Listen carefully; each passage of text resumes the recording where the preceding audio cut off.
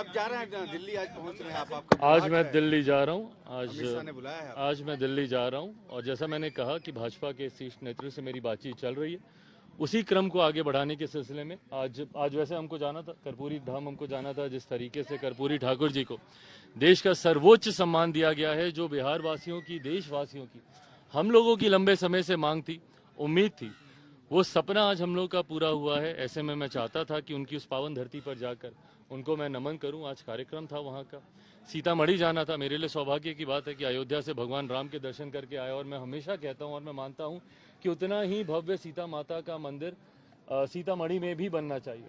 और जो कोई अयोध्या जाए भगवान राम का आशीर्वाद लेने, वो माता सीता का दर्शन करने भी आए, तो वहां पर भी मुझे जाना था। बट कुछ दिनों के लिए ये कार्यक्रम पोस्टपोन किया गया है। राजनीति नीतीश कुमार एनडीए में आते हैं तो क्या आपका ग्रीन सिग्नल उनको है? भाई देखिए, अगर मगर पे तो फिर बहुत सारे सवाल जवाब हो जाएंगे, फिर तो उसका कोई अंत ही नहीं होगा। पर जैसा मैंने कल भी इस बात को मैंने कहा था कि भारतीय जनता पार्टी के शीर्ष नेतृत्व से मेरी बातचीत चल रही है और मुझे लगता है सही समय आने पर तमाम प्रश्नों के जवाब दिए जाएंगे।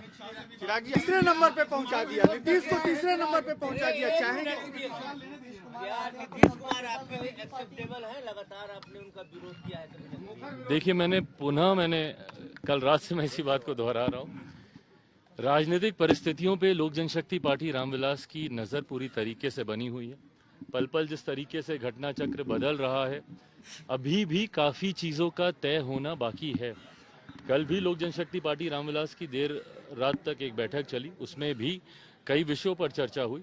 मैं पुनः दोहराता हूँ, सही समय आने पर आपके तमाम प्रश्नों के जवाब दिए जाएंगे। तो मोदी जी के नेतृत्व में लगभग पिछले 10 सालों से भारत विकास की नई गाथाएं लिखता आया है।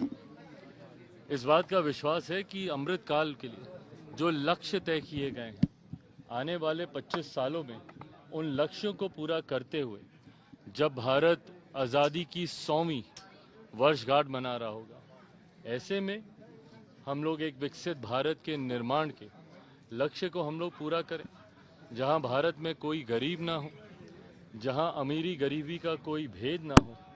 इसी दिशा में हम लोग प्रयासरत हैं।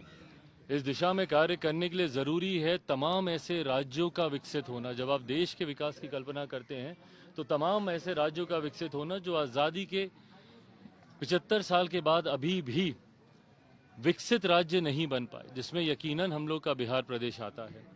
बिहार के लिए कई और ऐसे विशेष लक्ष्य और उनको लेकर संकल्पित और संकल्प से सिद्धि तक उसको हम लोग पूरा कर सकें, इस दिशा में हम लोग को आगे बढ़ने की ज़रूरत है। आप सबके माध्यम से बिहार वासियों को, पूरे देशवासियों को गणतंत्र दिवस की ढेर सारी शुभकामनाएं।